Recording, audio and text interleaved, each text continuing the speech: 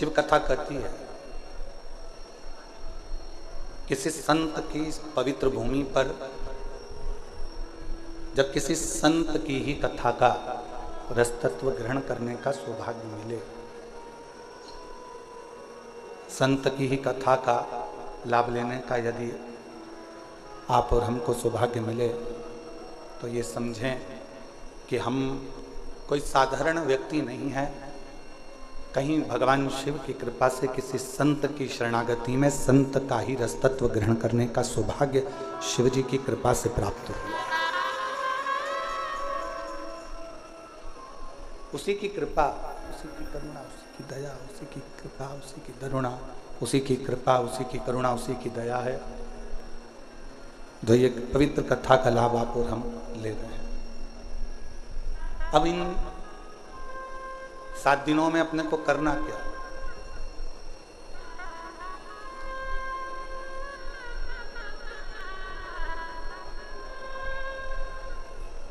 अपना घर छोड़ा, पीछे की आवाज बढ़ाओ। राधे, पीछे की आवाज बढ़ाइए, पीछे की, जहां जनता खड़ी हुई है। 7 दिनों में अपने को करना क्या? जैसे अपना घर छोड़कर आप और हम भगवान की कथा में आकर बैठे, उसी तरह अपने विषयों को, अपनी आसक्ति को, अपनी तृष्णा को, अपने अहंकार को थोड़ा दूर छोड़कर भगवान की शरणागति में आकर बैठना।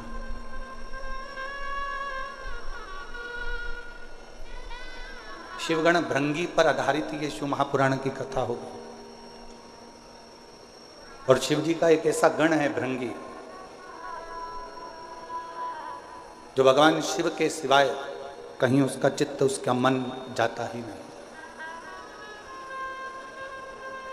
और एक बार जो शिव का होकर आ गया, एक बार जो परमात्मा का होकर आ गया, तो ये मानकर चलो कि फिर तुम्हें कहीं भटकने की जरूरत नहीं पड़ेगी। शंकर तुम्हारा हाथ थामकर तुम्हें मंजिल तक पहुंचा देगा।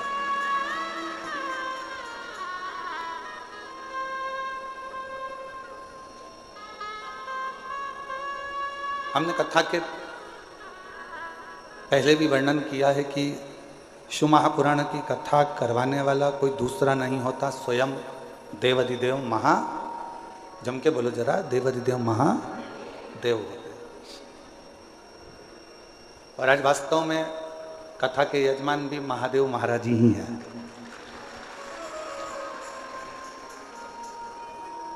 कथा के करवाने वाले भी महादेव जी हैं और कथा बाचने वाले भी महादेव जी हैं और कथा सुनने वाले भी महादेव जी हैं। इस कथा को कोई दूसरा नहीं कर। अब आप और हम इसमें कितना ग्रहण कर सकते हैं? आप और हम इसमें से कितना ले सकते हैं, कितना अपनी जिंदगी में उतार सकते हैं, कितना प्राप्त कर सकते हैं, या आप और हमारे ऊपर निर्भर करता है। महाराज, ज्ञान की पहचान बहस से होती है। एक सास बहू की आपस में जो बहस चलती है, उससे ये पहचान हो जाती है कि बहू में कितना ज्ञान है।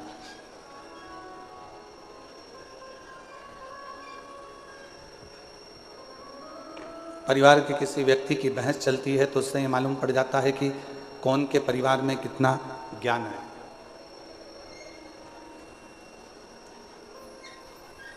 एक बहस की पहचान, एक ज्ञान की पहचान उसकी आपसी भाषा की बहस से हो जाती है।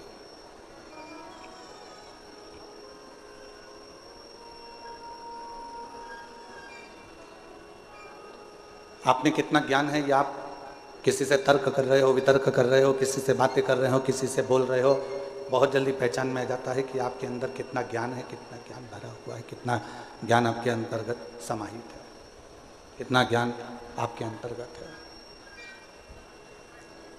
और यदि इंसान की पहचान करना है तो उसकी पहचान करने के लिए बहुत सारे धन, वैभव, संपदा, सत्ता, दौलत की जरूरत नहीं पड़ती, उसकी वाणी, उसकी बोली, उसकी पहचान करा देती है कि उसमें कैसा इंसान है, कैसा व्यक्ति है और कैसा उसका व्यक्तित्व है। केवल वो बोलेगा, केवल उसकी वाणी निकलेगी, केवल उसके शब्द निकलेंगे, केवल वो बोलेगा और उससे उसकी पहचान हो जाएगी कि इसकी वाणी के अनुसार ये इंसान कैसा है। अब उसको परखने की जरूरत नहीं है, उसको बहुत जानने की जरूरत नहीं, उसको बहुत देखने की जरूरत नहीं, केवल उसको उसकी वाणी, उसकी शब्द, उसकी बोली ही उसकी पहचान बता देती है।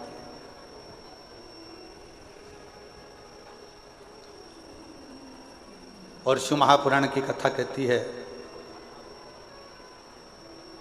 परिवार की पहचान किसी दूसरी चीज से नहीं होती, घर के संस्कार हमारे परिवार की पहचान बता देते हैं कि हमारा परिवार कैसा है। एक बच्चों का संस्कार,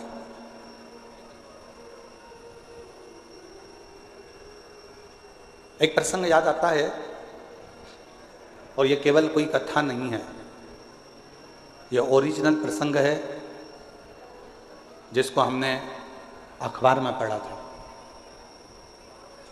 शायद 4-6 साल पुराना हो सकता है।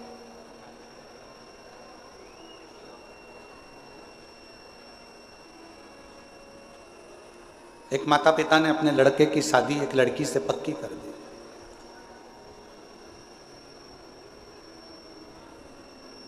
दिखने में सुंदर है लड़की, अच्छी है, श्रेष्ठ है, सुंदर है, पढ़ी लिखी भी है,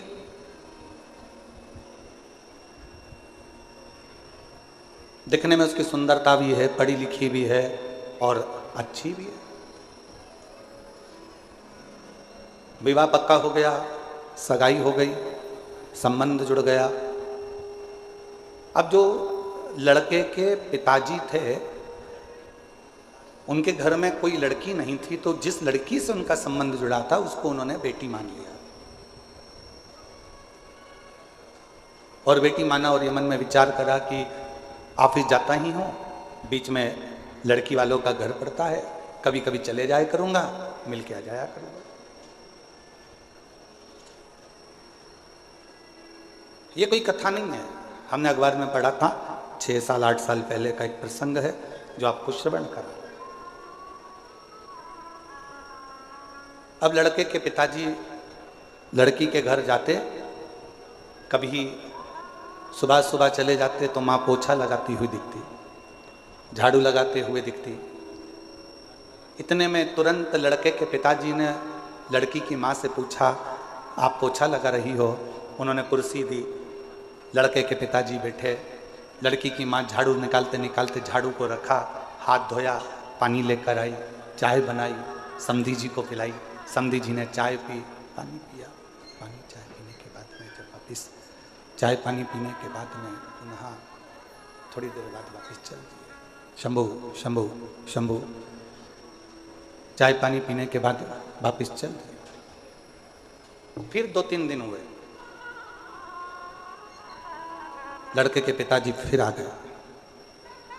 माँ उस समय पर बर्तन मांज रही थी।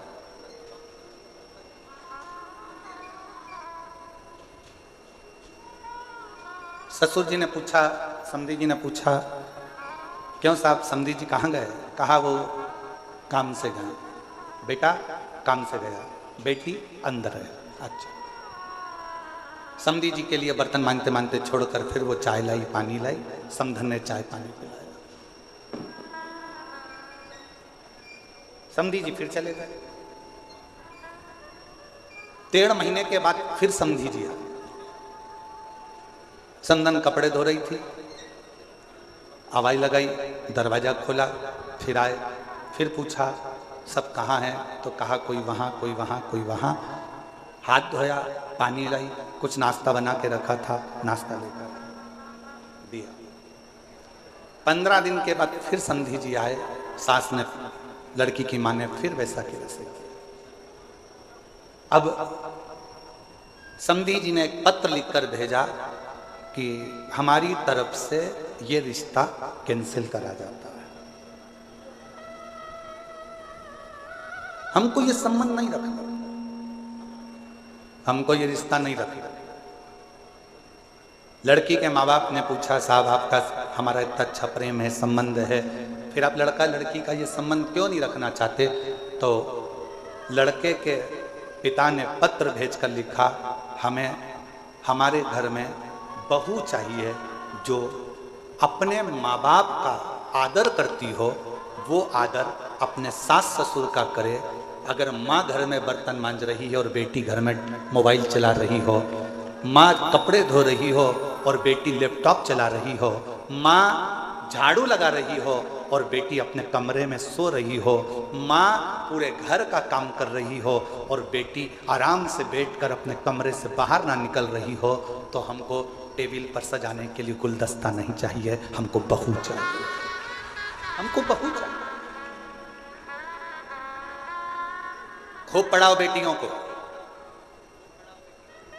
यशु महापुराण की कथा कहती है, शंकर जी की 6 लड़कियों को शंकर जी ने अलग अलग गुरु के गृह में पढ़ने के लिए भेजा था। शायद दुनिया का पहला पिता होगा जो अपनी बेटी को शिक्षा अध्ययन करने के लिए भेजे थे, वो देवाधिदेव महादेव थे, वो भगवान शंकर थे, वो भगवान शिव, वो ओघड़दानी देवाधिदेव महादेव भगवान शंकर थे। खूब पढ़ाओ बेटी को, अच्छी एजुकेशन दिलाओ बेटी को, अच्छा कॉलेज दिलाओ बेटी को, अच्छे स्कूल में पढ़ाओ बेटी को, तुम्हारी कैपेसिटी से ज्यादा अध्ययन कराओ बेटी को। पर निवेदन है, अपनी घर की बेटी को एक संस्कार जरूर देना कि अगर माँ थकी हुई दिख रही हो तो बेटी कहे, मम्मी भले मैं ऑफिस से आई हूं, तुम बैठो, मैं चाय बनाकर तुम्हारे लिए भी लाती हूं और मेरे लिए भी लेकर। माँ आप रुको, थोड़ा काम मैं करती हूँ, आप बैठे रहो, मम्मी टेंशन मत लो, मैं कर दूंगी ना, हो जाएगा ना, चिंता मत करो, चलो बैठो, पापा चिंता मत करो। जिस घर की बेटी का संबोधन, जिस बेटी के घर के शब्द अपने माँ बाप के लिए इस तरह के निकलते हैं, समझ लेना वो बेटी अपने ससुराल में थोड़ी तंगी में भी अपनी जिंदगी का बसर सही से कर सकती है, कर सकती। थोड़ी तंगाई आएगी, थोड़ी तकलीफ आएगी, पर उसमें भी वो अच्छे से जिंदगी का बसर कर सकते, जिंदगी श्रेष्ठ जी सकते। आज के जमाने में हम सहनशीलता नहीं दे पा रहे। शिव महापुराण की कथा कहती है, परिवार की सबसे बड़ी पहचान होती है उसके घर के संस्कार। मेरे ओघड़दानी, मेरे शंकर भगवान के परिवार की सबसे बड़ी पहचान है उनके घर के संस्कार। राजा नहुष के घर में तकलीफ आई और शंकर भगवान की बेटी अशोक सुंदरी ने अपने पति के साथ कदम से कदम मिलाकर कार्य करना प्रारंभ किया। शिव जी के दामाद का नाम था राजा नहुष। शंकर जी की बेटी राजा नहुष के साथ ब्याही थी।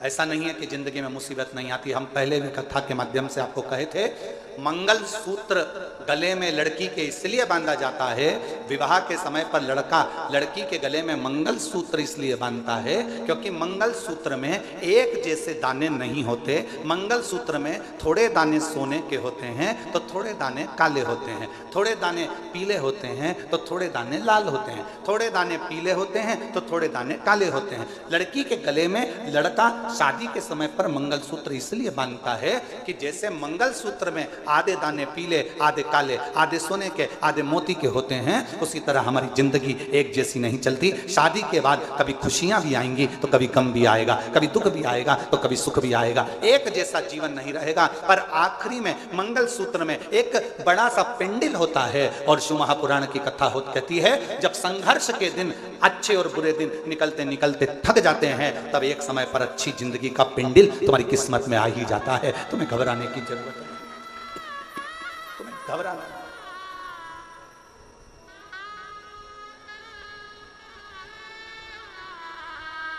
एक अच्छे परिवार की पहचान, एक अच्छे परिवार की पहचान उसके घर के संस्कार से होती है।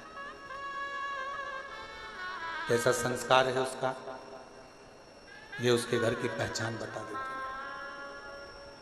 इसलिए फिर निवेदन है, कि मत बुरे कर्म कर वरना, सब बोलो सब, भगवान बच तू बच नहीं, अरे ओ अज्ञानी मत करना, अरे ओ अज्ञानी तेरे तू ही पाएगा जैसा किया तूने, तेरे आगे मत बुरे वरना पछताए, भगवान की आंखों से बच नहीं, तू बच नहीं पाएगा, अरे ओ अज्ञानी मत करना। अब अच्छे परिवार की पहचान बताने का सबसे सुंदर तरीका है आपके घर का संस्कार। आपके घर का संस्कार कैसा? कोई आया, आप खड़े होकर उससे मीठी वाणी में बात कर लिए, जल का पूछ लिए, प्रणाम कर लिए, नमन कर लिए, सत्कार कर लिए, उतने में पहचान हो जाती है कि परिवार कैसा है।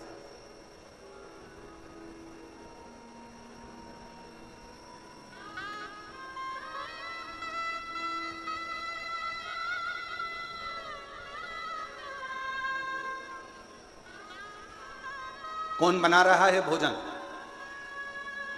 कौन दे रहा है सेवा? महादेव महाराज जी प्रणाम करते हुए कहूँगा आपको, हो सकता है कि घर के लोगों को लगे, कल हम जब आए और आने के बाद ऊपर कक्ष में गए, हम प्रसाद पा रहे थे, तो हमने बच्चों से पूछा कि प्रसाद किसने बनाया? तो बच्चे बोले कि महादेव महाराज जी के ही यहाँ से, उनके ही परिवार की, उनकी ही माताजी और उनकी ही धर्मपत्नी आदि जो परिवार में बेटी और परिवार के सदस्य हैं, वही प्रसाद बना। तो हमने ललित महाराज जी को तुरंत कहा कि उनको धन्यवाद देना कि इतने आदरणीय होने के बाद भी उन्होंने अपना रसोई घर नहीं छोड़ा और प्रसाद बनाने की क्रमता जारी रखी, उसके लिए साधुता।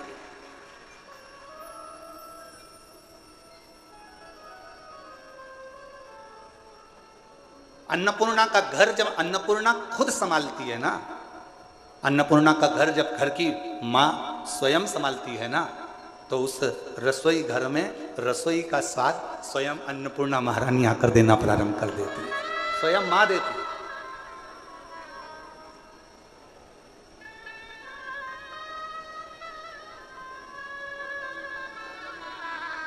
और यही प्रभु की कृपा है। हम हर जगह कथा करने जाते हैं तो कहीं ना कहीं हमको कहना पड़ता है कि कहना कि सब्जी में मिर्ची की मात्रा कम करो, कहना पड़ता है सब्जी में ये मात्रा ज़्यादा करो, कोई मात्रा कम करो। पर पहली बार प्रसाद पाने के बाद ये कहना पड़ा कि सारी प्रसादी अन्नपूर्णा महारानी ने बनाई है, सब प्रसाद अच्छा स्वीकार। कहना ही नहीं पड़ा। क्यों? क्योंकि घर की मर्यादा, संस्कार और घर के नियम ये मूल हो। और एक चावल का दाना देखा जाता है हंडी का कि चावल पका कितना है, पूरी हंडी कितनी पकी है। हमने तुरंत फिर ललित महाराज से कहा, अब ये विश्वास कहता है कि जब इतना सुंदर प्रसाद यहाँ बना है तो चाकरवाड़ी में जो कथा हो रही है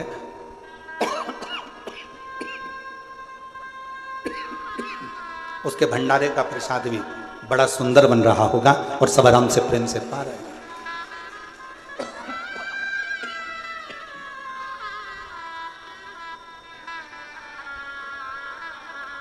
ये प्रेम बता देता है, ये आनंद बता देता है। शिव कथा कह रही है, भगवान शंकर का प्लेन प्लेन जा रहा है, एकदम सूखा सूखा माई के गला पकड़ रहा है। शिव कथा कह रही है, भगवान शंकर का चरित्र कर रहा है, शिव तत्व कर रहा है, शंकर की कथा कर रहा है।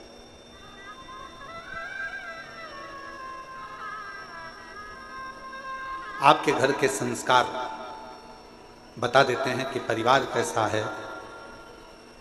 आपकी बोली बता देती है इंसान कैसा है। आपकी बहस एक दूसरे के प्रति तानाकसी बता देती है कि आपका ज्ञान कैसा है।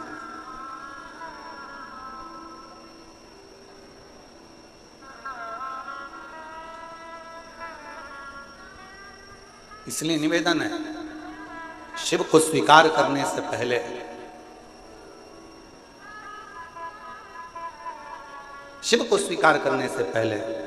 सतगुरु श्री संत ज्ञानेश्वर माउली जी की पवित्र धरा से कहूं मैं आपको कि शिव को स्वीकार करने से पहले अपने भीतर के अहंकार को, अपने भीतर की अभिमतता को, अपने भीतर के अहम को तुम्हें दूर फेंकना पड़ेगा। तब आपके भीतर शिव तत्व प्राप्त कर सकते हो। तब शिव को अपने अंदर आप बिठा सकते। कितना कठिन। देवराज नामक का ब्राह्मण कुल में जन्म ले लेता है, ब्राह्मण कुल में पैदा होता है, ब्राह्मण कुल में रहता है, ब्राह्मण के घर में जन्म लेता है, ब्राह्मण के कुल में जन्म लेता है और आखिरी में वो अपने पथ से भ्रष्ट हो जाता है।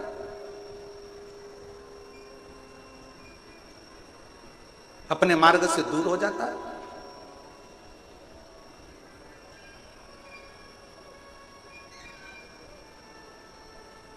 जरूरी नहीं है। एक साधारण से परिवार में चर्मकार जी के घर में भी एक बालक जन्म लेते हैं। संत श्री रविदास जी महाराज चमड़े का जूता बनाते बनाते भी संतों की श्रृंखला में प्रथम गिनती में आ जाते हैं। वो संत श्री रविदास जी हो जाते हैं।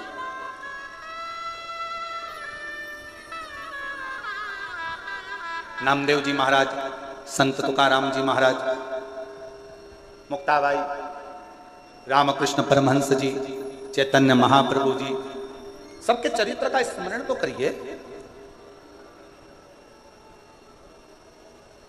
संत श्री नामदेव जी महाराज को एक बार रोक लिया गया, कीर्तन कर रहे थे, विठल विठल विठल विठल लगे हुए अपनी भक्ति में अलमस्त। नामदेव जी महाराज राम कृष्ण हरि जय राम कृष्ण राम कृष्ण राम कृष्ण राम कृष्ण हरि जय राम कृष्ण हरि राम कृष्ण हरि जय राम कृष्ण हरि राम कृष्ण राम कृष्ण राम पावन पावन नाम राम कृष्ण हरि पावन पावन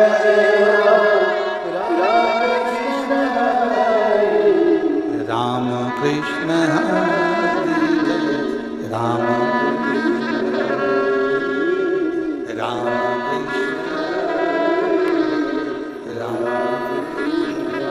नामदेव जी महाराज अपने कीर्तन में डूबे हुए थे।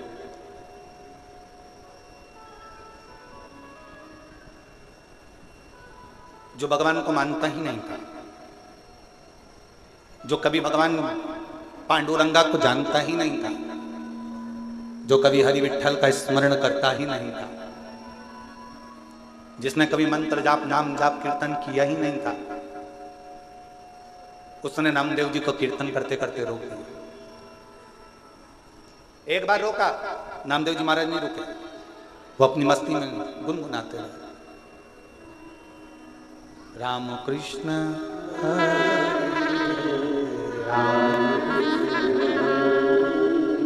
राम कृष्ण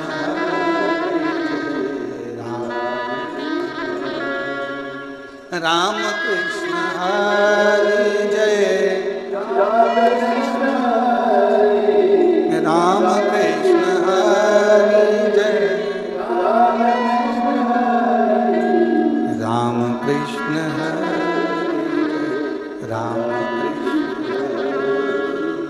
राम कृष्ण राम। फिर रोका नामदेव जी महाराज को, और जैसे नामदेव जी महाराज को रोका तो नामदेव जी महाराज अपनी कीर्तन में डूब गए।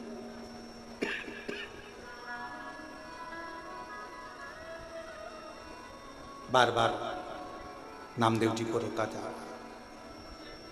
नामदेव जी महाराज रुकते हैं, फिर रोका, फिर नहीं रुके। आखिरी में नामदेव जी महाराज थोड़ी देर स्तुप्त होकर खड़े हो गए, हाथ में वीणा और करताल।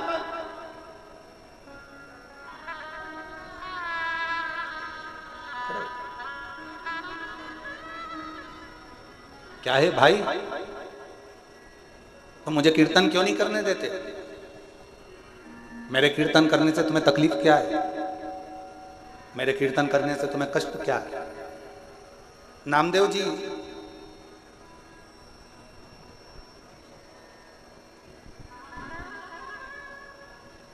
भगवान कभी दिखता ही नहीं है, तो फिर कीर्तन किसका कर रहे हो? नामदेव जी बोले, भगवान भले ना दिखे पर भगवान हमारे अंदर, तुम्हारे अंदर, संपूर्ण जगत के अंदर मेरा पांडुरंगा हरि विठ्ठल समाहित रहता है। हर एक के अंदर मेरा पांडुरंगा हरि विठ्ठल सब में समाहित रहता है, सब में समाहित। हम कैसे मान सकते हैं? नामदेव जी ने एक लोटा पानी मंगवाया, एक डब्बी नमक मंगवाया, सामने वाले व्यक्ति को दिखाया ये क्या है? नमक। ये क्या है? पानी। नमक लिया 2 चम्मच, सामने वाले से नामदेव जी ने पूछा ये क्या है? नमक। पानी में डाल दिया। फिर नमक लिया, पूछा ये क्या है? नमक। पानी में डाल दिया। नामदेव जी महाराज ने पानी को चम्मच से हिला दिया, घोल दिया। अब नामदेव जी महाराज ने पूछा बता इसमें नमक कहां गया? सामने वाले ने कहा कि इसमें नमक तो घुल गया, नमक इसमें चला गया। अब तो इसको उकाल ले, गरम कर ले, तपा ले, तो भी इसमें नमक मिला की मिला ही रहेगा।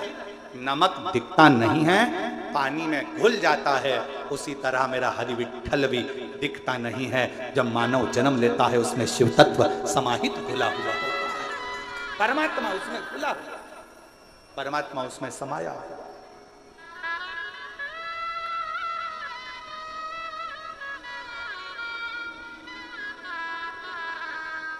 और उस परमात्मा को जानने के लिए कुछ नहीं करना, हमें देखना नहीं है, परमात्मा को महसूस करना। भगवान हमारे अंदर है कि नहीं, इसको महसूस करने के लिए ही हमारा कीर्तन, भगवान का मंत्र जाप, शिव महापुराण की कथा, भगवान का स्मरण, भगवत नाम, भगवान की कथा, ये सब हो। ये परमात्मा को जानने के लिए होती है, परमात्मा को पहचानने के लिए होती है। हमारे अंदर शिव तत्व कितना है, हमारे अंदर भगवान कितना समाहित है, हमारे अंदर भगवान कितना समाया हुआ है, इसकी पहचान हमारी कथा, भगवान शंकर का चरित्र, भगवान की पावन कथा हमको बता देती है कि हमारे अंदर शिव तत्व कितना है। आज एक संत की भूमि पर संत की कथा, शिवगण भृंगी शिव महापुराण की कथा चल रही है। और कितना विचित्र शिव भक्त होगा, जरा विचार करिएगा, जिसने वर में मांग लिया था भगवान शंकर से कि अगर कोई पत्ती भंवरा झूठा भी कर दे तो तुम स्वीकार कर लेना, कोई पुष्प यदि भ्रमरा झूठा भी कर दे तो तुम स्वीकार कर लेना। और कितनी बड़ी शिव भक्ति होगी, जरा विचार करिएगा। भगवान को चढ़ने वाला फूल अगर धो लिया जाता है, उसको धो देते हैं, तो भगवान उस फूल को स्वीकार नहीं करता। भगवान को चढ़ने वाला फूल पेड़ पे से टूटता है और टूटा हुआ फूल भगवान को चढ़ता है तो भगवान स्वीकार करते हैं, पर धोया हुआ फूल भगवान स्वीकार नहीं करते, क्योंकि वो भंवरे का झूठा होगा तो शिव को स्वीकार। कितना विचित्र कथा है। फूल को कब तोड़ा जाता है? जम के बोलो जरा, भगवान को चढ़ने वाले फूल को कब तोड़ा जाता है? नहाने के बाद कि नहाने के पहले? बोलते जाओ, उत्तर दो जल्दी। चाकरवाड़ी में बैठे हो, जरा अच्छी दमदारी से उत्तर दो।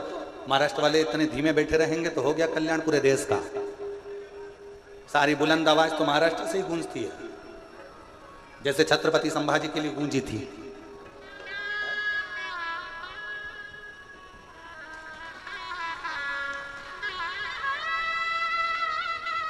बोल बम का नारा है, आवाज नहीं आई, दमदारी से बोलो, बोल बम का नारा है, सारी समस्या का हल श्री शिवाय। भगवान के लिए फूल कब तोड़ा जाता है? नहाने के बाद कि नहाने के पहले? ठीक है।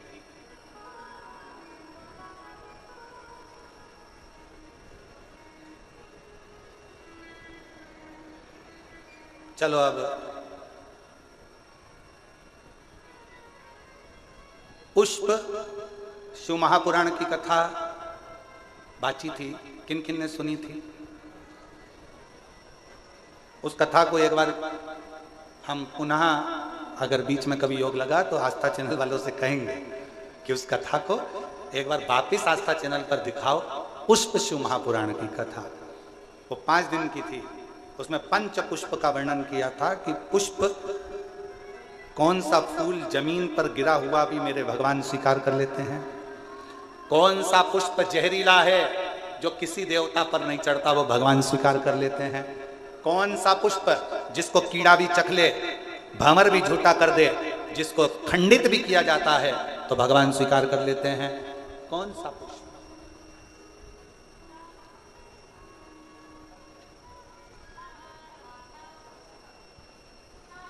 कौन सा? शिव कथा कर रही है। भंवर का झूठा, भंवरे का झूठा स्वयं भृंगी ऋषि ने, भृंगी बाबा ने भगवान शिव से अगर कोई वर मांगा था तो यही मांगा था कि भंवरे का झूठा भी अगर कोई पुष्प है, भ्रमर का झूठा भी है, और कोई स्नान करा नहीं करा, कोई नहाया नहीं नहाया, और हे देवादिदेव महादेव, उसने अगर तुम्हारे लिए डाली में से पुष्प को चुन भी लिया ना तो उसके पुष्प को आप स्वीकार जरूर करना। शंकर ये नहीं देखते कि तुम स्नान कर कर पुष्प तोड़े।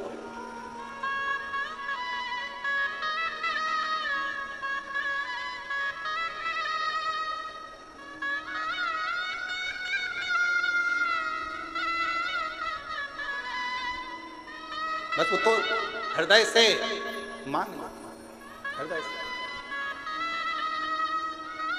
हे त्रिपुंडधारी, हे त्रिशूलधारी, हे त्रिपुंडधारी, अपनी शरण में हमको अब ना लीजिए, अपनी शरण में हमको हे ना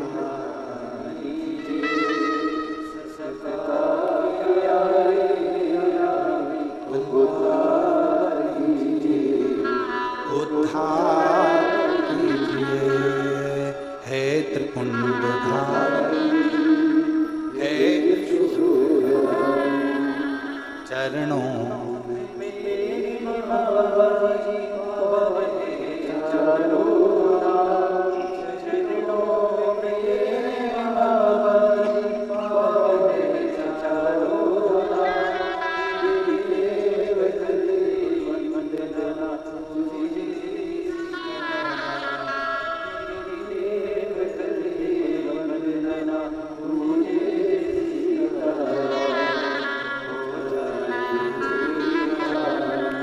हो जाए पूरी कामना, उपकार कीजिए, सबका किया है मेरा भी कल्याण,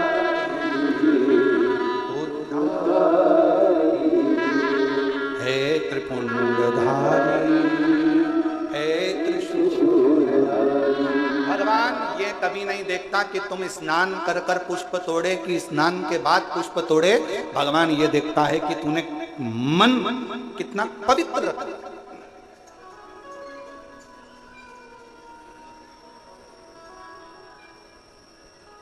अब एक उत्तर दो चाकरवाड़ी वालों साहब, ए बीड़ जिले की जीजियों और जितने मेरे जीजा बैठे सब उत्तर देना, बेटियां बेटे सब उत्तर देना, मेरी माएँ भी उत्तर दें। मेरे बाबा भी उत्तर दें। मरने से पहले भगवान का नाम लेना जरूरी है कि नहाना जरूरी है?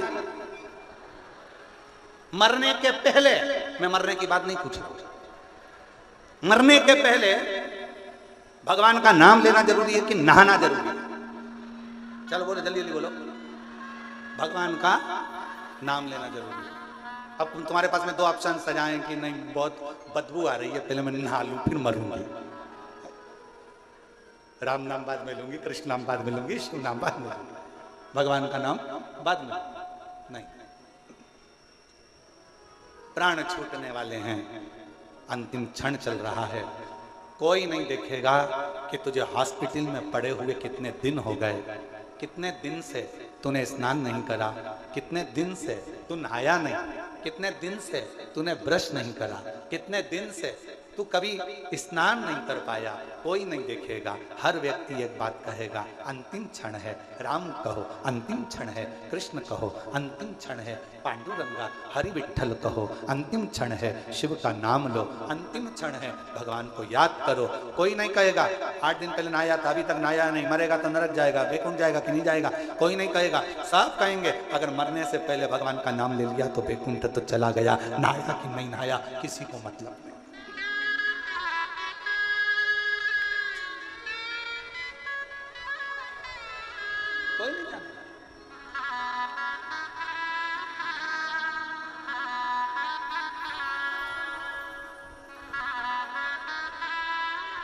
कोई नहीं जानेगा महाराज, कोई नहीं पूछेगा। यहां सब शिव के होकर शिव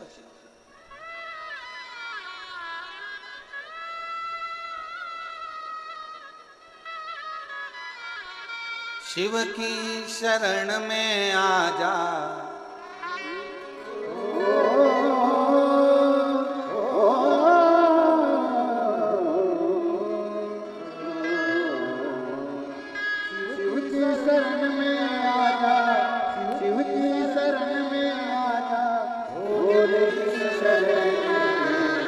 एक बार आजा आजा शिव की शरण, एक बार आजा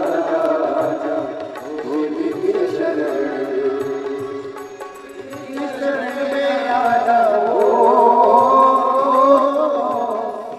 शिव की शरण में आजा, शंभो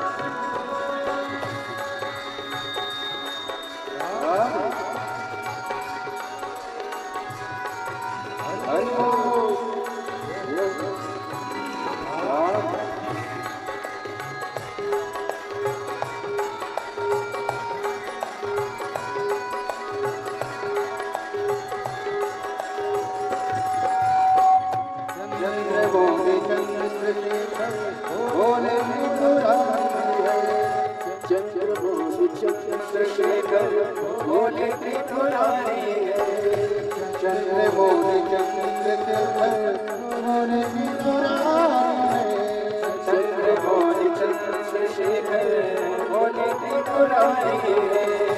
गले मुंड माल राजे कर त्रिशूलधारी है। गले मुंड माल राजे कर त्रिशूलधारी है। गले मुंड माल राजे कर त्रिशूलधारी है। गले मुंड माल राजे कर त्रिशूलधारी है। नंदी पे सवारी हो, नंदी पे सवारी बोले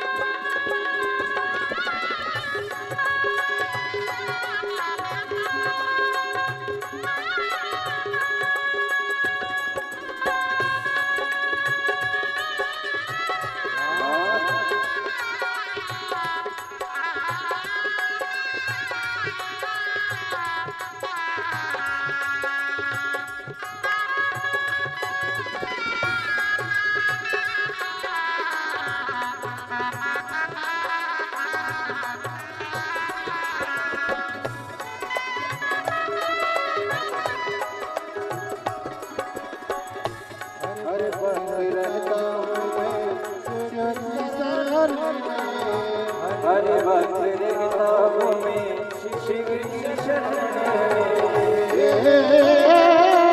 भोले बाबा।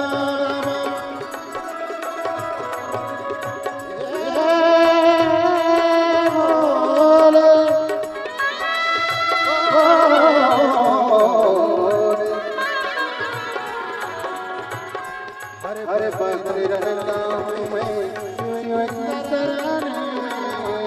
हरे भक्त किताबों में शिव की शरण। दुख रे सुनाता हूँ मैं शिव की शरण में। दुख रे सुनाता हूँ मैं शिव की शरण में। कष्ट सुनाता हूँ मैं शिव की शरण में। कष्ट सुनाता हूँ मैं शिव की शरण में। दुख दूर होते दुख दूर होते शिव की शरण। एक बार आजा आजा भोले की शरण में। एक बार शिव की शरण में आजा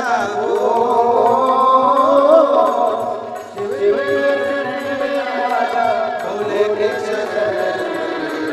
एक बार आजा आजा भोले की शरण में। एक बार एक बार आजा आजा भोले की शरण में। एक बार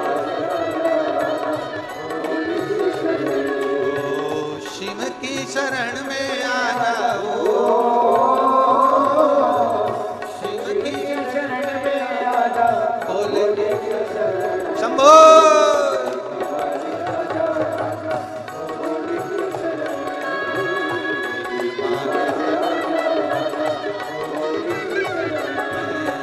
चंद्रमौली चंद्रशेखर, चंद्रमौली चंद्रशेखर,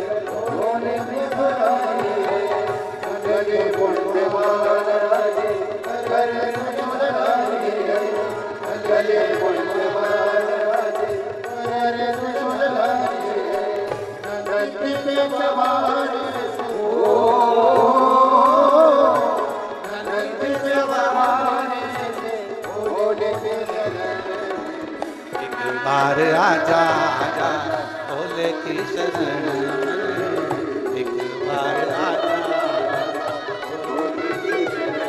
ओ, एक बार आजा आजा भोले की शरण, एक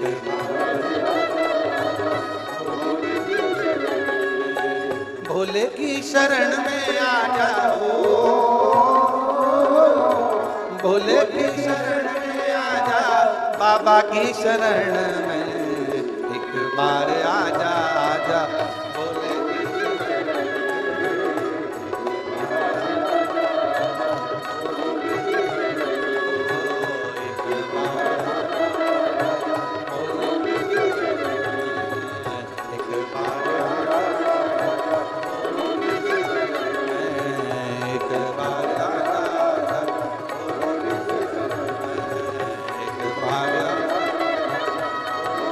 हर हर महा।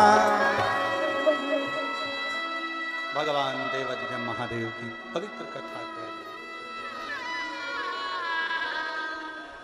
अपने स्थान पर बैठकर बाबा को अपने मन का भाव हृदय से प्रार्थना करो, विनय करो, निवेदन करो, विनती करो।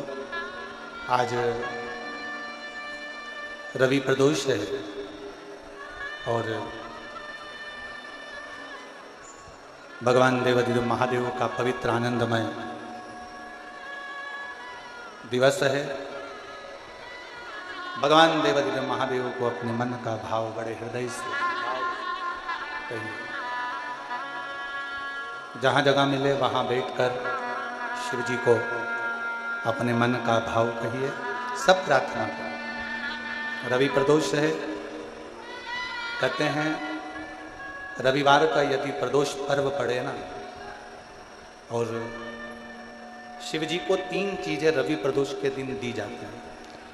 पहले नंबर पर 1 लोटा जल, दूसरे नंबर पर प्रदोष काल में दीपदान, और तीसरे नंबर पर भगवान शंकर के नाम का उच्चारण। पंचाक्षर मंत्र या षडाक्षर मंत्र या श्री शिवाय नमस्ते। अगर मौका लगा है तो बाबा को अपने मन से, भाव से, हृदय से प्रार्थना करो।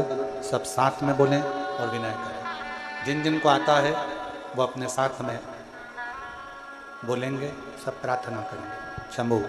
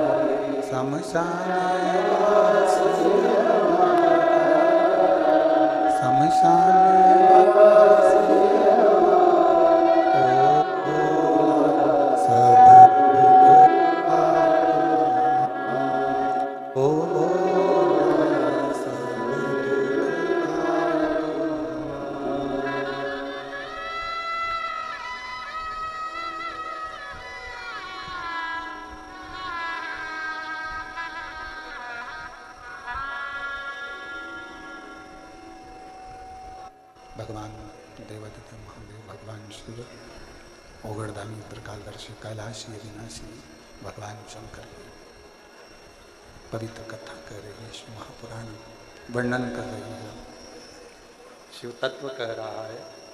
भगवान ओगड़दानी, त्रिकालदर्शी, कैलाशी, अविनाशी शिव की कथा कर रही है।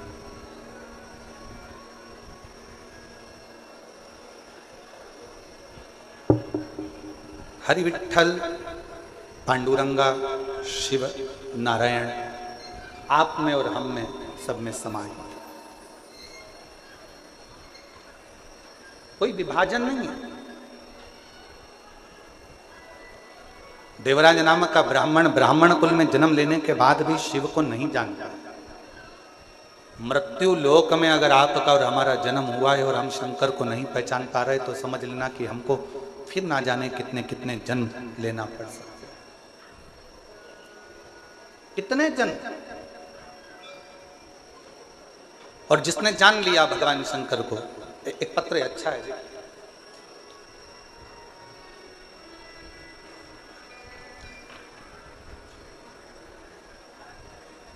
मिसो शारदा जीवन राव जगताप,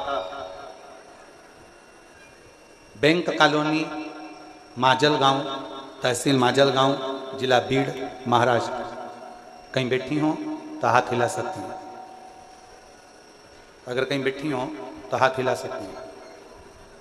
मिसो शारदा जीवन राव जगताप, बैंक कॉलोनी, माजलगांव, तहसील माजलगांव, जिला बीड़, महाराष्ट्र। मेरा मोबाइल नंबर ये है। कहीं बैठी हो तो हाथ हिला सकती हैं। बैठी हैं, हाथ हिला दें एक बार। और अगर साथ में बच्चे आए हों तो उनको लेकर आ सकती हैं। मेरा एक बेटा था, 2 बेटियां हैं। मेरा 22 साल का लड़का जो 13/1/2023 को मेरा 22 साल का लड़का कार के एक्सीडेंट में मर गया। जब मेरा 22 साल का लड़का कार दुर्घटना में चला गया, मैं टूट गई। हम पति पत्नी दिन रात रोते रहते, आंखों से आंसू बहता रहता। इतना दुख था कि हम वर्णन नहीं कर सकते। गुरुदेव, एक दिन मेरी बहन की बेटी ने बताया कि परभणी महाराष्ट्र में संजय भाऊ जाधव जी कथा करा रहे हैं। शिव महापुराण की कथा है। ऐसा सुना है कि पंडाल में बैठकर जो मांगा जाता है भगवान शंकर वो देता जरूर। जाधव जी ने 5 दिन की कथा करवाई है। कहीं योग बना है परभणी का, चलो तुम भी उस कथा में चलो। पति पत्नी कथा में पहुंचे। पंडाल में कहीं जगह नहीं थी, बाहर बैठ गए, कथा सुनते, विनती करते, रोते रहते। मेरी बहन की लड़की से मैंने कहा कि वो सीवर वाला महाराज क्या करेगा, शिव पुराण भी क्या करेगी, क्योंकि 22 साल का लड़का चले गया। मेरी 2 लड़कियां हैं, पर अब तो मेरा रजस्वला धर्म भी नहीं आता, अब मैं रजो भी नहीं होती। अब मेरा रजो धर्म खत्म हो गया, और रजो धर्म खत्म हुए भी कई साल हो गए। तो अब ना तो शिव पुराण कुछ कर सकती है, ना वो सीवर वाला महाराज कुछ बता सकता है। क्या करें। मेरी बहन की बेटी ने कहा, पाऊ तो मौसी आप बैठो, कथा सुनो, वहां की मिट्टी को अपन उठा लाएंगे। पंडाल की मिट्टी नहीं होती, वहां इतने लोग शिव शिवाय नमस्तुभ्यम का जाप करते हैं, वहां की मिट्टी भी पवित्र हो जाती है। वहां की मिट्टी को अपन उठा लाएंगे, कंकर शंकर पूजन करेंगे, सीहोर चलेंगे। हमने परभणी महाराष्ट्र की कथा सुनी, वहां की मिट्टी को ले गए, पार्थिव शिवलिंग का पूजन करते, सीहोर गए, कंकर शंकर पूजन करी, बाबा से विनती करी, बाबा कुछ तो कृपा करो। डॉक्टरों को दिखाया, डॉक्टर कहते हैं अब तुम कभी माँ नहीं बन सकती, तुम्हारा रजो धर्म नहीं आता। पर बाबा तो बाबा है गुरुदेव, हमें क्या मालूम था कि पंडाल में कथा सुनने का फल क्या इतना होता है।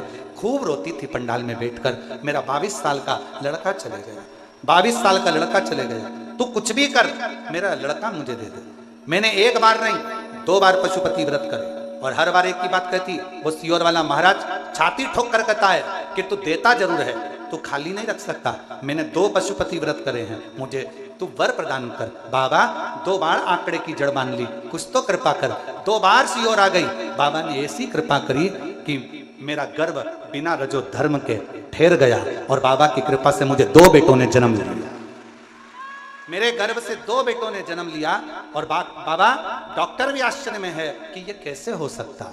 मेरे बाबा 22 साल का एक लड़का गया था, आज मेरे कुबेर भंडारी ने मुझे 2 लड़के दे दिए, और उन दोनों का फोटो मैं लगा रही हूँ, दोनों का फोटो लगा रही हूँ, आप देख सकते हैं। और अगर बच्चे आए हों तो बच्चों को लेकर आप लोग एलईडी पर दोनों बच्चों का फोटो आस्था चैनल पर देख सकते हैं, एलईडी पर देख सकते हैं। और तेरी कृपा का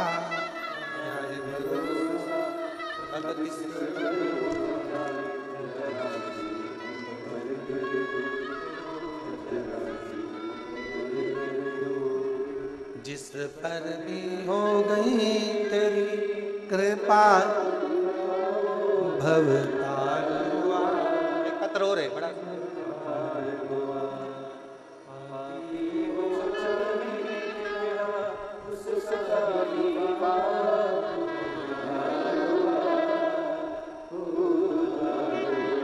सुप्रिया संतोष के कान, पुणे की रहने वाली हूँ, बाबा को प्रणाम करती हूँ। कहीं बैठी हो तो पुणे से आई हैं, कहीं बैठी हो हाथ हिला सकती हैं।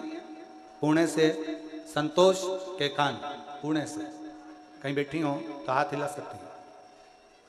और आई हो तो बच्चे को लेकर, एक तो भीड़ ज़्यादा है ना, तो पीछे भी अगर कहीं बैठे हो तो हाथ हिला सकती हैं। सुप्रिया संतोष के कान, पुणे से रहने वाली हूँ।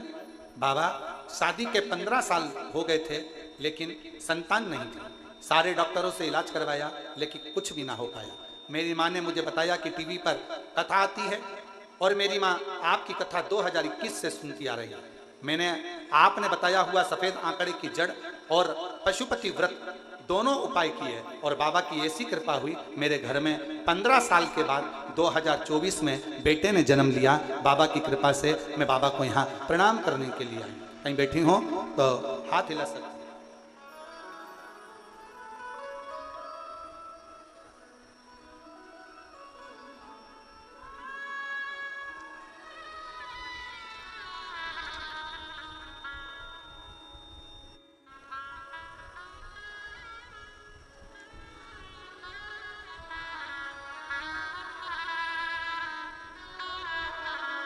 मेरा नाम नंदा चांगदेव, समाज से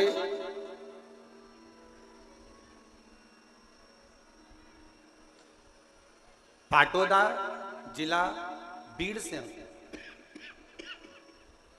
मेरा मोबाइल नंबर ये है। मेरे छाती में गठान हो गई थी, जो 4 साल पहले ऑपरेशन से निकाल दी गई थी, लेकिन फिर से दूसरी साइड में छाती में गठान हो गई। मैं बहुत डर गई थी। अभी ऑपरेशन से एक गठान को निकलवाया, अब फिर से दूसरी गठान हो गई। मेरे घर के लोग नजदीक के ही बाबा देवाधिदेव महादेव के मंदिर जाने लगे, आपकी कथा सुनने लगे, रोज चढ़ाई हुई बेलपत्र लाने लगे, शिव जी पर चढ़ाया हुआ जल लाने लगे और मुझे देने लगे। कहते थे अगर बेलपत्र खाओगी और पानी चढ़ा हुआ पियोगी तो शिव गठान को गला देंगे। श्री शिवाय का नमस्तुभ्यम जाप करती। बाबा की ऐसी कृपा हुई गुरुदेव, मुझे दूसरी गठान का ऑपरेशन नहीं कराना पड़ा, और बिना ऑपरेशन के ही मेरी गठान पूरी गल गई। मैं बाबा को यहाँ प्रणाम करने के लिए आई हूँ। कहीं बैठी हो तो आ सकती हैं। मेरा नाम नंदा चांगदेव, संगवासे पाटोदा जिला बीड़ से है। मेरा मोबाइल नंबर ये। और तेरी कृपा का आ जाइए।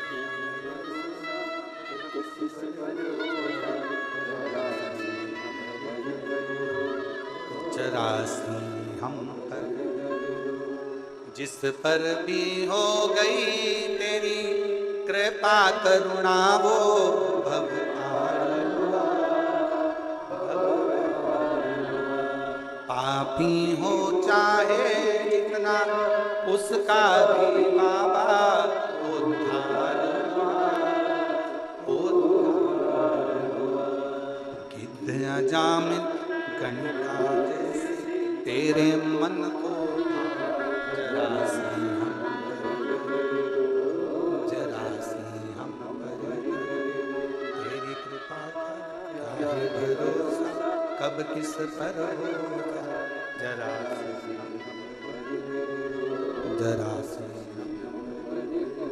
भगवान देवादिदेव महादेव से जो प्रार्थना करी जाए, निवेदन करा जाए, जो उससे विनय करी जाए, विनती करी जाए, उससे कहा जाए, वो सुनता है, श्रवण करता है। आप दिल से उसको पुकारिए, दिल से उसको प्रार्थना करिए, दिल से निवेदन करिए, सुनेगा।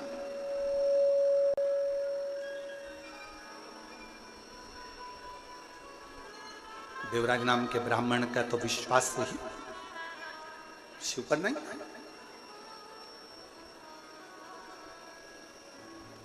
ब्राह्मण कुल में जन्म जरूर ले लिया था, ब्राह्मण कुल में पैदा जरूर हो गया था, पर ब्राह्मण तत्व से दूर था, ब्राह्मण तत्व से दूर था। चोरी का धन लेकर जा रहा था, शरीर में ताप पड़ गया, सामने एक टूटा सा शिवालय था, सोचा शरीर में थोड़ा सा ठंड लग रही है, दुबक कर बैठ जाऊंगा तो हो सकता है शरीर में थोड़ी सी गर्मी आ जाए।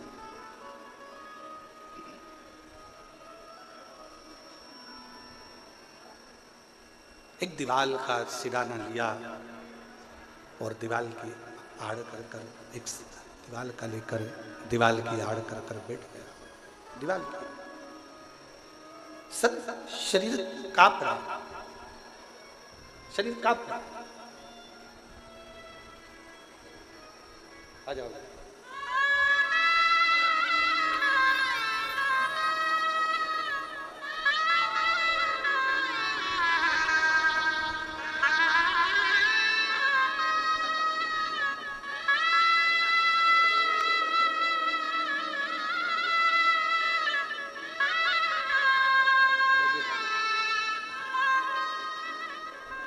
छाती में एक गठान पहले हुई, जिसका ऑपरेशन करवाया, दूसरी गठान फिर हुई। शिव पर भरोसा कर कर बेलपत्र और शिव का चढ़ा हुआ जल पीना प्रारंभ करा। ऑपरेशन की जरूरत नहीं पड़ी, दूसरी गठान अपने आप गल गई। ये शिव की उदारता। एक बार जोरदार ताली बजाएं। साधु शिव तत्व, शिव कथा कह रही है, प्रेशर बढ़ाओ, प्रेशर नहीं आ रहा है, गला पकड़ रहा है। शिव तत्व कह रहा है, भगवान शंकर का चरित्र कह रहा है, शिव महापुराण की कथा कर, भगवान शंकर का पवित्र चरित्र वर्णन कर रहा है। देवराज शिव को नहीं जानता, भगवान शंकर के मंदिर कभी नहीं गया, ना शंकर को कभी प्रणाम करा, ना निवेदन करा, ना प्रार्थना करी। पहली बार शिव के मंदिर में दीवार के पास टिक कर, शिव जी के मंदिर में टिक कर दीवार के पास लगकर शरीर कांप रहा था, बैठ गया। उसको क्या मालूम था कि अंदर शिव महापुराण का कोई पाठ कर रहा था, और वो आवाज उसके कानों में पहुंची, वो शब्द उसके कानों में पहुंचा, वो आवाज, वो शब्द उसके कानों में पहुंचा। थोड़ी थोड़ी देर में जो कथा कह रहे थे वो आवाज लगा रहे थे, हर हर महा। इसको थोड़ा क्रोध आया, गुस्सा आया। एक तो शरीर में कष्ट है, ऊपर से इतनी तेज तेज आवाज लगा रहे हो, इतना तेज तेज चिल्ला रहे हो। वहां से वो उठकर चल दिया।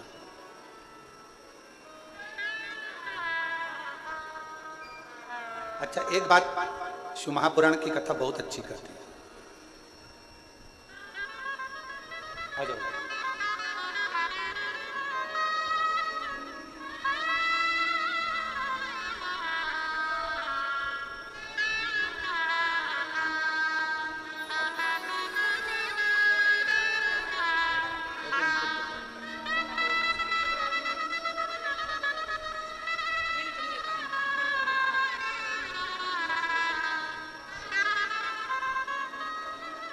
जो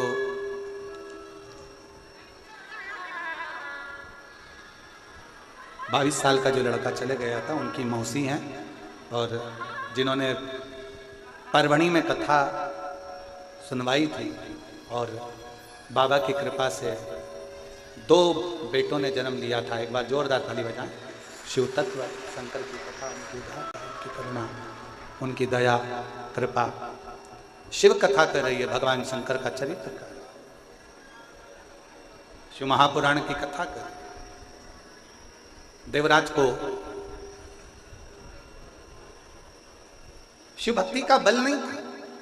शिव महापुराण एक बात बहुत अच्छी कहती है कि वृक्ष की पत्तियां भले सूख जाए, वृक्ष के पुष्प भले सूख जाए, पर वृक्ष की जड़ हमेशा ताजी की ताजी, गीली की गीली बनी होना चाहिए।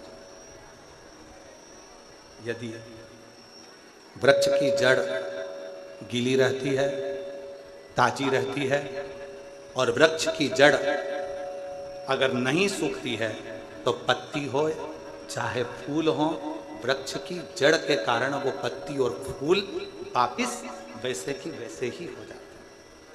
शिव भक्ति, भगवान शंकर की कथा भी कुछ ऐसा ही वर्णन करती है।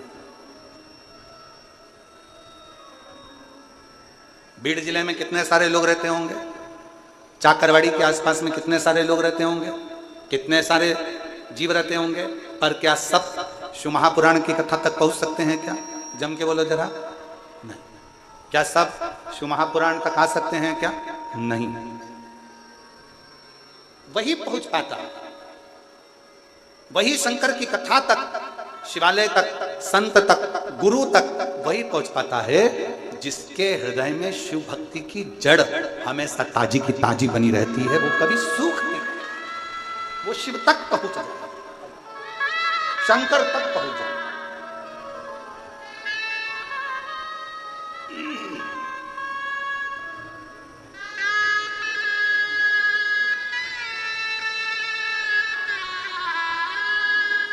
पंद्रह वर्ष के बाद हुआ है। एक बार जोरदार ताली बजाओ।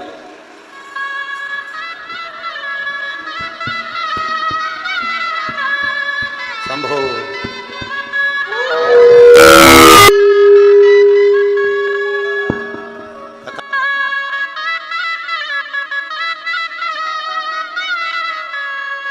कथा करेंगे पक्का है। ओ, और तेरी कृपा का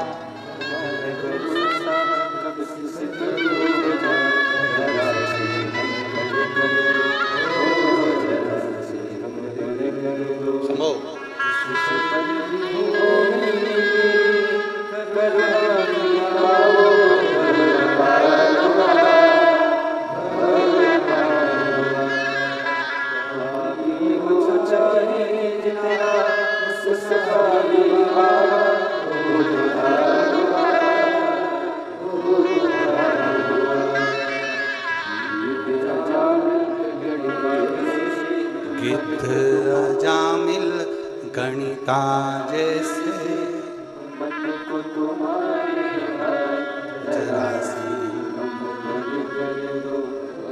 तेरी कृपा का क्या है भरोसा, अब किस पर शिव तत्व कहता है। अगर कभी पूर्व का कोई हमारा और आपका संग रहा हो, कोई पूर्व का शिव और आपका संग रहा हो, तो वो संग एक ना एक दिन शिव भक्ति में दृढ़ता उत्पन्न कर देता, शिव भक्ति में दृढ़ता दे देता।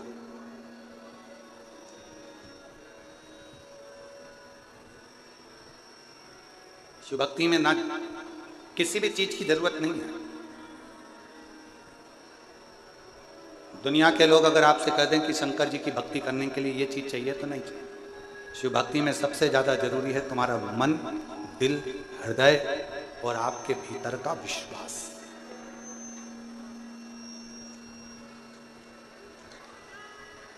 आपके अंदर जितना जितना भरोसा, जितना जितना विश्वास, जितनी जितनी दृढ़ता तुम्हारे अंदर होगी, शिव तुम्हारे उतने करीब आता चले जाएगा।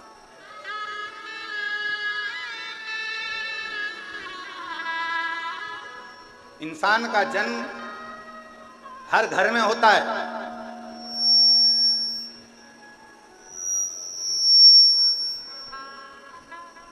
इंसान का जन्म हर घर में होता है, पर इंसानियत का जन्म हर घर में नहीं होता है। इंसान जन्म ले सकता है हर घर के अंदर, पर इंसानियत हर घर में जन्म नहीं लेती। इंसानियत वहीं जन्म लेती है जहां का पूरा भार स्वयं शिव पर आधारित है। एक बात आप लोगों से पूछे, जरा उत्तर दीजिएगा। गाड़ी चलती है, 4 व्हीलर चल रही है, 2 व्हीलर चल रही है, डच के किसको सहन करना पड़ते हैं? खड्डे किसको सहना पड़ते हैं? टायर को, चक्का को, रिंग को।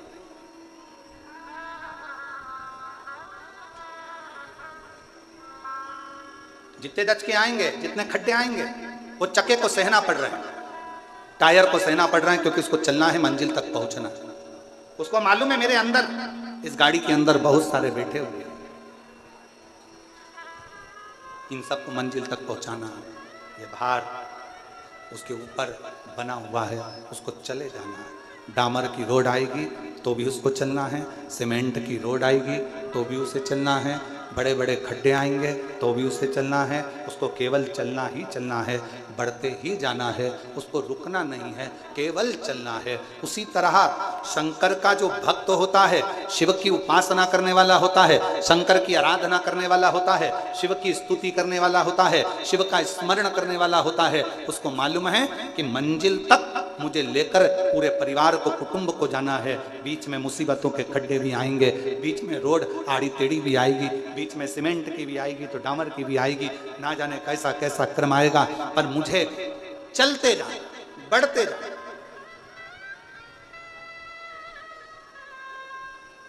थोड़ा कष्ट आएगा जिंदगी में, ऐसा नहीं कि कष्ट नहीं आ सकता, तकलीफ नहीं आएगी या परेशानी नहीं है, आती है।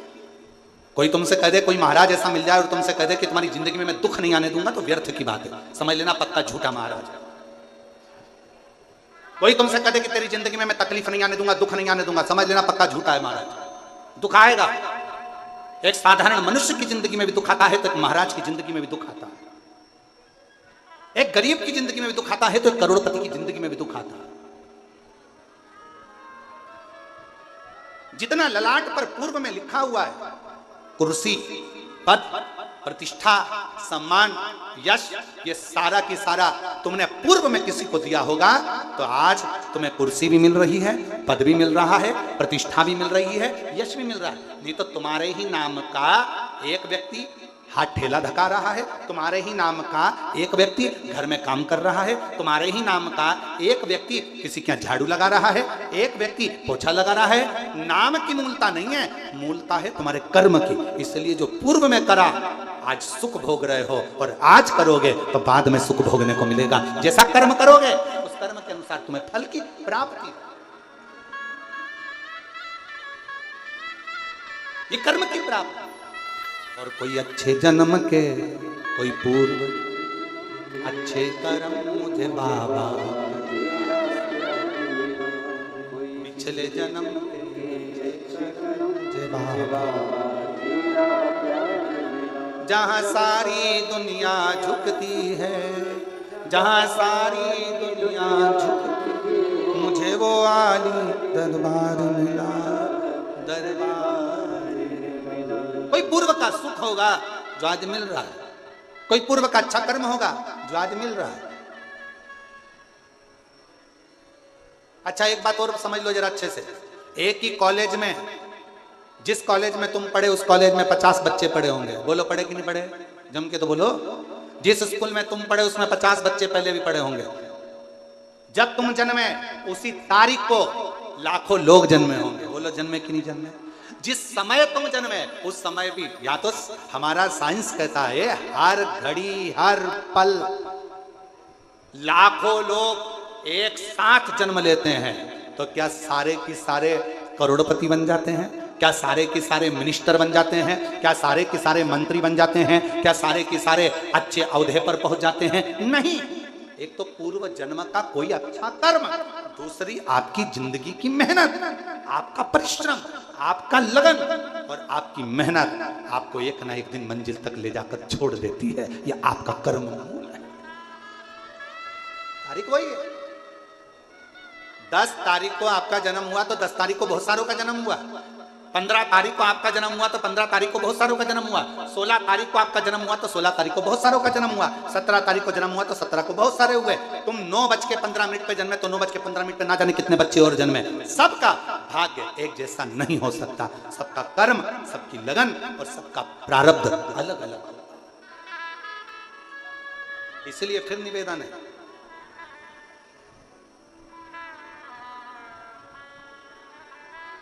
जो दिया मेरे परमात्मा ने, जो दिया मेरे शंकर ने, जो दिया मेरे ओघड़दानी ने, वो कम नहीं दिया। खुश हुआ करो, भगवान को हर पल धन्यवाद दिया करो कि तूने मुझे जो दिया वो कम नहीं दिया, कम नहीं दिया। एक पत्र अच्छा है।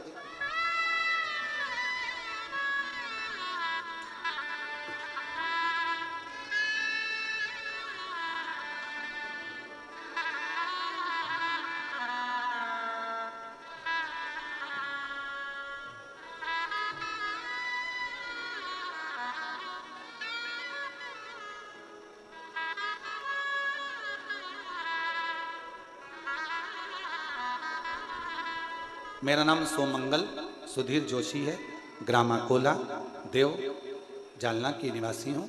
मेरा मोबाइल नंबर ये है।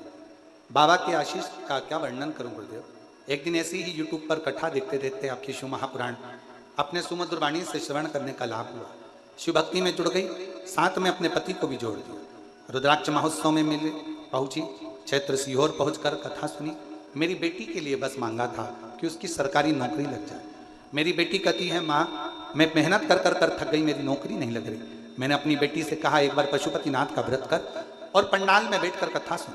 मेरी बेटी ने पंडाल में बैठकर कथा सुनी, पशुपतिनाथ का व्रत किया। और बाबा का मैं क्या गुणगान करूं गुरुदेव। मेरे बाबा ने मेरी बेटी की एक पंडाल में नहीं सुनी, 5 पंडाल में बैठकर कथा सुनी। और बाबा की कृपा से मेरी बेटी का सिलेक्शन स्वास्थ्य विभाग में हो गया और मेरी बेटी की गवर्नमेंट जॉब लग गई। मैं बाबा को प्रणाम करने के लिए आई। कहीं बैठी हो सोमंगला मंगल सुधीर जोशी आ सकते हैं। एक पत्र और बड़ा सुना, देखिए।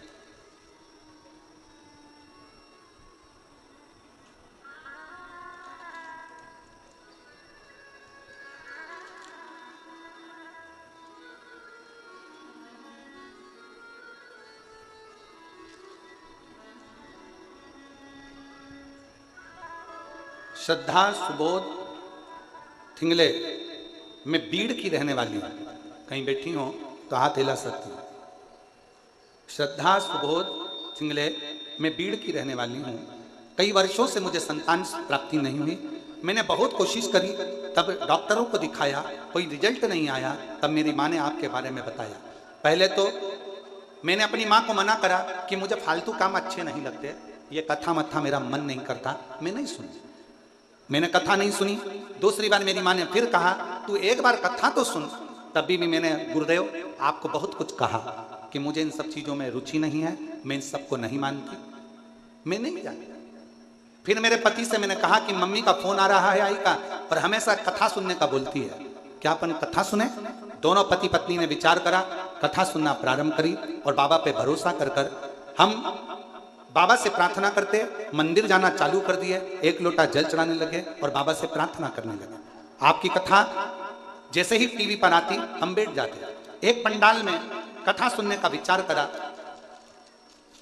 और पंडाल में कथा सुनने के लिए चले गए। तब भी मेरा गर्व नहीं ठहरा। तब बहुत नाराजगी हुई और मैंने विचार कर लिया कि अब ना पंडाल जाऊंगी ना कथा में जाऊंगी। तब आपकी कथा अष्टविनायक गणपति पर आधारित पुणे में चल रही थी। बाबा का नाम लेकर मैंने वो कथा एक बार और दिल करा और कथा सुनने के लिए चली गई। बाबा से प्रार्थना कर कर आ गई। 3 महीना भी नहीं हुआ और मेरा गर्व ठहर गया। गर्व तो ठहर गया गुरुदेव, पर 5वें महीने में बच्चे की धड़कन चली गई। 5वें महीने में बच्चे की धड़कन चली गई और बच्चे की धड़कन नहीं थी। डॉक्टरों ने कहा यह बच्चा ठीक नहीं है, इसको निकलवा दीजिए। और एडमिट हो और अबॉर्शन करवाइए, क्योंकि इस बच्चे की धड़कन नहीं।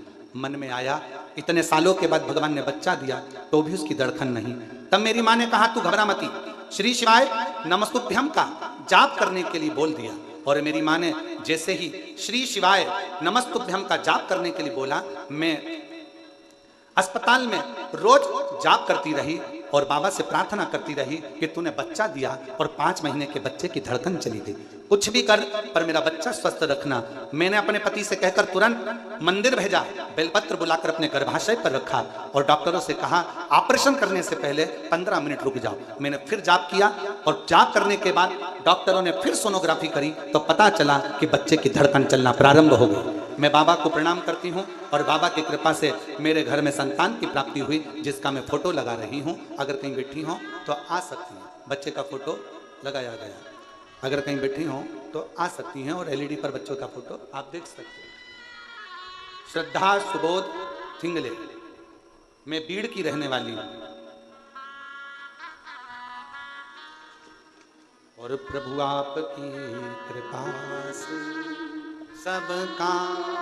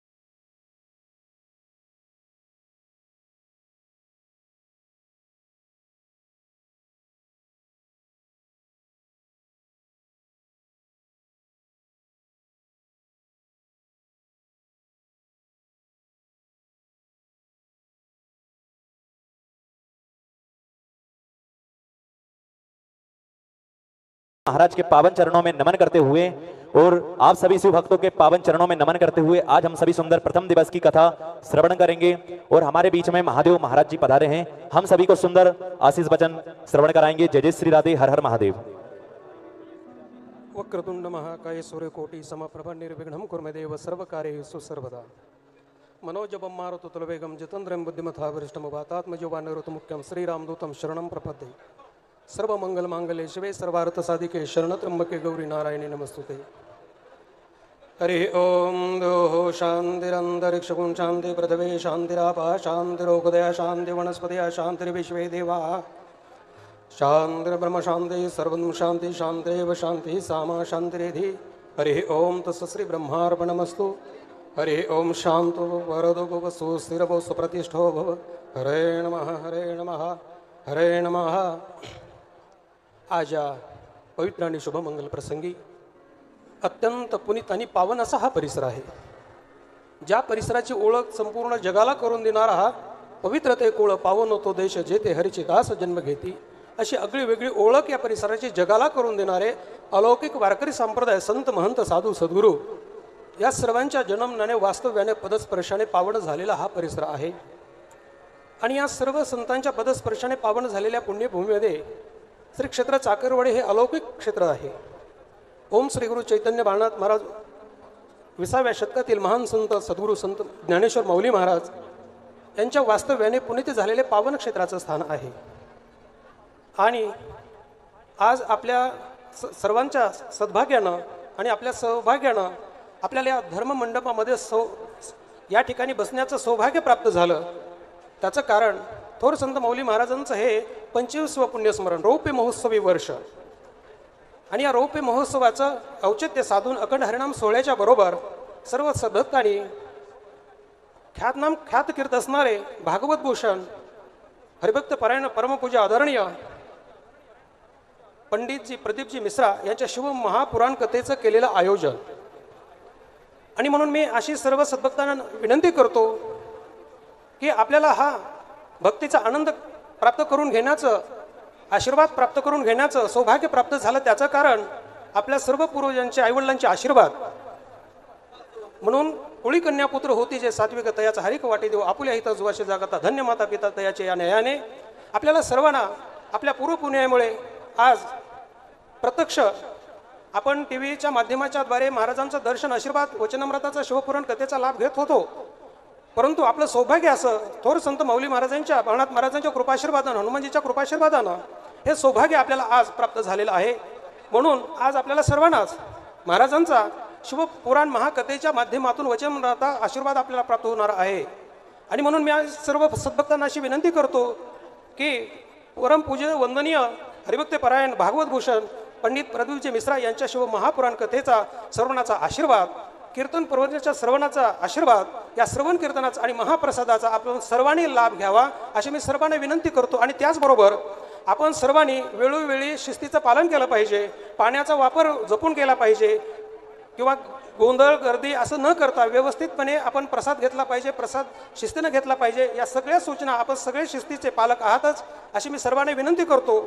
आणि वेळोवेळी आपल्याला महाराजांचा वचनामृताचा शिव महापुराण कथेचा आशीर्वाद आपल्या सर्वांच्या जीवनामध्ये प्राप्त व्हावा की ज्या आशीर्वादातून या परिसरातील कुमारापासून वृद्धापर्यंत सर्वांना दीर्घ आयुष्यातही ऐश्वर्युक्त प्राप्त होऊन जीव दशेचा बाध होऊन भक्तिप्रेमाची सुखाची अनुभूती आपल्या प्रत्येकाच्या जीवनामध्ये आनंदाची अनुभूती आपल्या प्रत्येकाच्या जीवनामध्ये प्राप्त व्हावी अशी मी सर्वांना विनंती